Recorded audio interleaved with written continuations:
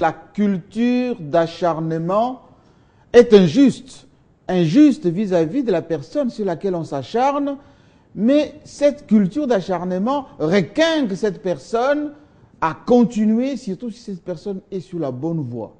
Parce qu'en toute chose, tout est question de conviction. Conviction d'abord sur ses idées, sur sa vision et surtout sur sa détermination. C'est pour cela que quand quelqu'un dit « je suis droit dans mes bottes », veut dire que je suis certain que ce que je suis en train de faire est une très bonne chose pour moi et pour les autres. L'acharnement contre la République démocratique du Congo, surtout sur son armée, qu'on a vilipendée pendant des années, disant que c'était une armée pas organisée, pas au point, pas disposée à bouter dehors ceux qui agressent le pays, l'armée des violeurs.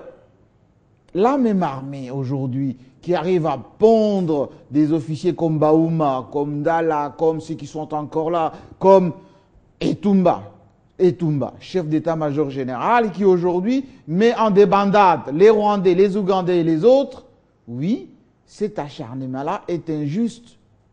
L'acharnement contre l'économie de la République démocratique du Congo, qu'on dit qu'elle est exsangue, qu'elle ne produit rien, que c'est une économie à la traîne, mais qui, à contrario, a une croissance, construit, modernise et surtout change le Congo au jour le jour, cet acharnement est injuste. Le développement de la RDC, qui aujourd'hui, si vous avez suivi les dernières statistiques de la France, François Hollande est en rouge partout, Rappelez-vous, pendant les sommets de la francophonie, qu'est-ce qu'on a dit de la RDC? Sarkozy avant, oui, mauvaise gouvernance, rien ne va, etc. Aujourd'hui, enfin, les donneurs des leçons d'hier sont le plus arrosés d'aujourd'hui.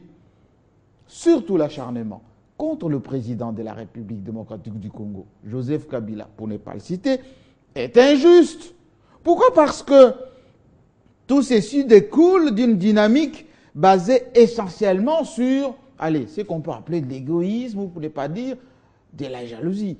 Pourquoi? Parce que le Congo change à vue d'œil. Si vous mettez pêle-mêle l'article 220, la constitution qu'il faut changer ou pas changer, la bonne gouvernance, Ebola, même Ebola, droits de l'homme, tout ceci ne sont que des prétextes pour que ceux qui ont opté pour la culture de l'acharnement se servent un peu, surfent dessus pour présenter leur acharnement comme étant une cause juste, une cause réelle. Alors ce n'est pas le cas.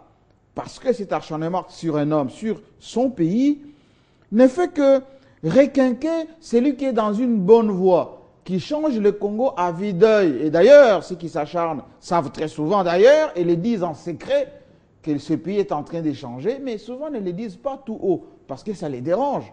La plupart d'entre eux étaient là aux commandes et n'ont pas fait grand-chose. Donc, il faut qu'ils s'acharnent sur l'article 220, sur la Constitution, sur tout ce que je viens de dire.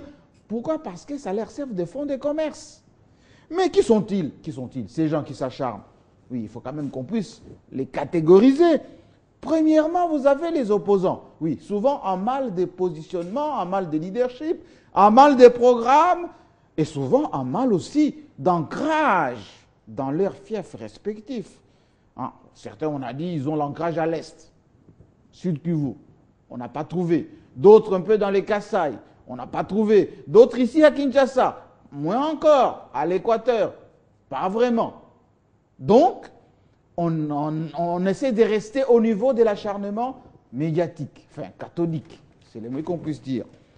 L'autre fraction de ceux qui s'acharnent, c'est une certaine société civile. Je dis bien une certaine. Pourquoi? Parce que beaucoup se cachent derrière le prétexte, enfin l'étiquette société civile, toujours pour se positionner.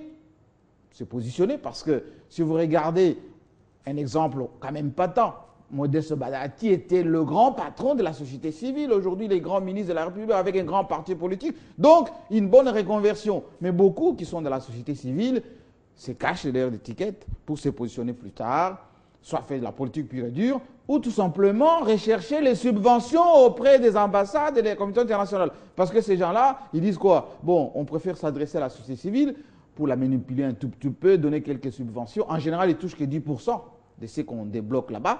Donc, cette société civile publie des communiqués, même s'ils se réunissent à 3, ils publient communiqués du collectif des sociétés civiles, nous disons, etc.